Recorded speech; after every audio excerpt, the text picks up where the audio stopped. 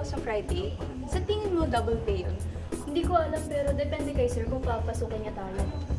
Sige. Tatanungin ko. Sige. Sir, holiday po sa Friday. Ask ko lang if nakaschedule po kami mag-report. No need to report on Friday. Usually, selected staff lang tuwing holiday ang pwedeng pumasok. Attorney, piling empleyado lang ang pinapapasok ng boss ko tuwing holiday. Legal ba to? Legal po yan. Ayon sa Department of Labor and Employment Advisory Number 27-2023, kapag holiday ay may sweldo ang empleyado kahit hindi siya pumasok. Ngunit, kinakailangan na siya ay nagtatrabaho o naka-leave of absence na may bayad sa araw bago ang regular holiday.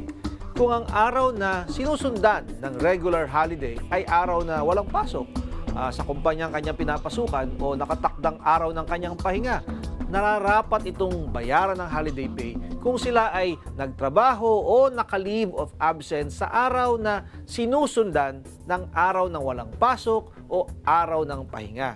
Samantala, ang empleyado na magtatrabaho ng higit sa 8 oras ay may overtime na babayarang karagdagan pang 30% sa kanyang orasang kita sa nasabing araw. Ang pagkukwenta po niyan ay yung orasang kita ng arawang sahod, multiply natin ng 200%, multiply ng 130% sa bilang ng oras na tinrabaho kapag holiday.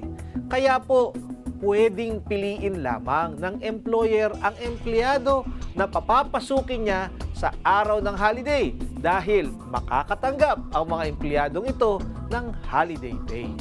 Kung kayo po ay may nais ikonsulta sa inyong lingkod, i-follow lang ang Facebook page ng Good Morning Kapatid. Mangyaring i-private message po ninyo sa akin ang inyong mga katanungan. Maraming salamat. Mga kapatid, Justin Quirino po. Masayang kwentuhan at makapulahang informasyon ang hatid namin tuwing umaga. Kaya't mag-subscribe na at mag-follow sa social media pages ng News 5.